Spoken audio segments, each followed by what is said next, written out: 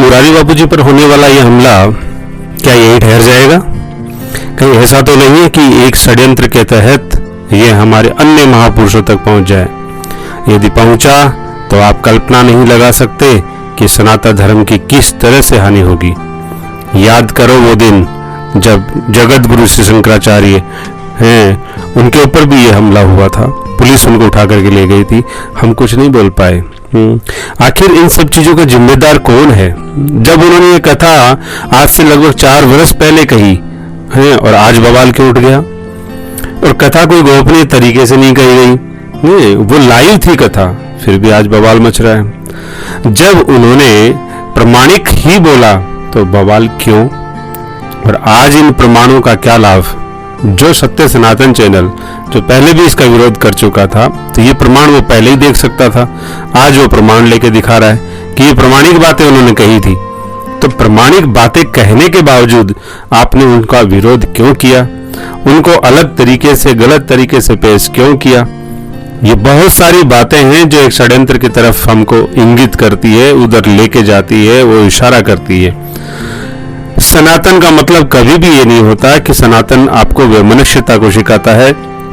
सनातन का मतलब ये भी नहीं कि वो अशांति को उत्पन्न कर देता है। सनातन का मतलब ये है कि आपसी स्नेह, आपसी प्रेम, आपसी भाईचारा। तो जिस सनातन की आप बात करने जा रहे थे, आज उसी सनातन में बवाल मचा हुआ है। यदि कोई शास्त्र की प्रमाणिकता थी और शास्त्र की प्रमाणिकता को इन्होंने कहा था, तो ये समझने की बात है कि इसमें फिर वास्तव में प्रॉब्लम क्या थी। एक जगह बैठ करके जिस गोष्ठी की आज आप बात करने जा रहे हैं, तो उसके ऊपर उस समय भी चर्चा की जा सकती थी कि महापुरुषों से मार्गदर्शन लेवें कि क्या इसका रहस्य है। सभी बातें, सभी चीजें सार्वजनिक रूप से करने की तो नहीं होती है। कथा और सत्संग में बहुत भेद होता है। कथा और सत्संग का भेद भी आज समाज में प्राय पता ही नहीं है कि कथा किसको कहते हैं और सत्संग किसको कहते हैं। कथा का क्या महात्म्य होता है और कथा किसको सुननी चाहिए और किसको कहनी चाहिए। क्या कोई भी महापुरुष अपने उस प्रसंग को छोड़ सकता है? क्या उस क्रम को तोड़ सकता है? लेकिन नहीं कर। एक कहने का मतलब सत्संग की शैली को कथा नहीं कहा जा सकता। श्रीमद् भागवत महापुराण तो वैसे भी परमहंसों की संहिता है और उनके जो भी प्रसंग है वो महापुरुषों को ही समझ आ सकते हैं, जनसामान्य के लिए वो नहीं है।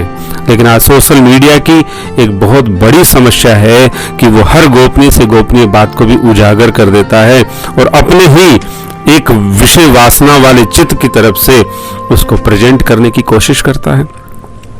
क्या कोई भी एक सामान्य प्राणी कथा के मर्म को जान सकता है? बिल्कुल नहीं जान सकता। कल को यदि कोई माधुर्य उपासना वाले जो महापुरुषों की किसी इस तरह से रहस्यात्मक बातों को, क्योंकि आज ये मोबाइल तो सभी जगह पहुंच जाता है, यदि उनके उन भावों को यदि सार्वजनिक रूप से किया जाएगा और उन पे भी फिर कटाक्ष और इस तरह से क्वेश्चन मार्क लगाया जाएगा और फिर ये समाज को भ्रमित करेंगे, तो उसका जिम्मेदार कौन होगा? हमारी सनातनीय संस्कृति में सत्संग की अपनी एक शैली होती है। हर भाव का एक अपना महत्व होता है। उस भाव के महत्व को बिना जाने, बिना समझे, अपने ही मलिन बुद्धि के साथ में उसको प्रेजेंट कर देना, उसका परिणाम फिर बहुत बड़ा घातक होता है। इतना घातक परिणाम होता है कि हम फिर उसकी परिणाम की भरपाई नहीं कर सकते। इसलिए मेरा तो आप सबसे यही निवेदन है कि किसी विषय की गंभीरता को बिना जाने, बिना समझे आप उस पर प्रहार नहीं करें। किसी महापुरुषों से मार्गदर्शन करें, एक गोष्ठी रखें, विचार मंथन चिंतन का एक ऐसा मंच तैयार करें जहां पर हर अपनी एक बात रख सकता हो। बिना सुने, बिना कहे आप किसी को दोषी ठहरा देंगे, बिना सुने ही आप किसी को सजा देने के लिए उतावले हो जाएंगे। ये बातें ठीक नहीं है। आज सनातन धर्म को मानने वाले यथार्थ सनातनियों को यह समझना चाहिए कि कहीं वो किसी षड्यंत्र के शिकार तो नहीं हो रहे हैं। कल को हिंदू मुस्लिम करने वाले, आज कहना मतलब है कि अपने ही संप्रदायों में वैदिक सनातन आर्य ये वो ऐसा क्यों हो रहा है? क्योंकि हमने हमारी दिशा गलत रखी और वो दिशा गलत आज हमको ही भ्रमित कर रही है। समाज में एक बहुत बड़ा समस्या, एक वैक्यूम क्रिएट कर दिया उसने। तो वो वैक्यूम क्यों क्रिएट हो रहा है? ऐसा नहीं है कि किसी वैक्यूम को हम कैसे भी चाहेंगे जब भर सकेंगे, वो नहीं भरा जाएगा। इसलिए शब्दों की शैली को बड़ा ही मर्यादित होना चाहिए, बड़ा ही प्रामाणिक होना चाहिए, और हम उस सिद्धांत को पुष्ट करें जो यथार्थ में हमारी भारतीय सनातनी गौरव शैली का सिद्धांत था। इसलिए हम कोई भी चिंतन, कोई भी बात करें अभी अपने अधिकार क्षेत्र में करें।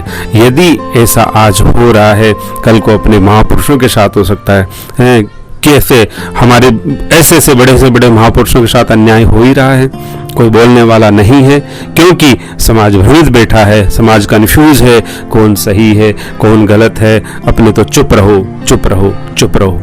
तो ये चुप रहने की वृत्ति जो धर्म के नाम पर, ये गलत है। अधर्म के नाम पर चुप होना ही चाहिए, लेकिन धर्म के नाम पे तो चुप नहीं रहना चाहिए। आज यदि किसी महापुरुष के साथ होता है, कल को अपने ही किसी संबंधित महापुरुषों के साथ होगा, चाहे वो वैदिक सनातन का हो, चाहे वो वैष्णव आचार्य हो, तो हमें कितना कष्ट होगा। इसलिए हमारी सनातनी मर्यादा को रखते हुए हमें अपने शब्दों का संयम बरतना पड़ेगा। और यदि कोई अपने आप को इसमें दोषी मानता है और नहीं मानता है, तो ये जांच का विषय है कि इसमें दोषी कौन है। और यदि जांच होने से भी क्या होगा, यदि किसी को अपना दोष लगता है तो सार्वजनिक मन से, उसी सोशल मीडिया प्लेटफॉर्म के माध्यम से क्षमा याचना करनी चाहिए, और क्षमा याचना करने के बाद में पुनः किसी षड्यंत्र का शिकार ना हो जाए, ऐसा संकल्प लेना चाहिए। जय हिंद, वंदे मातरम, जय श्री राम।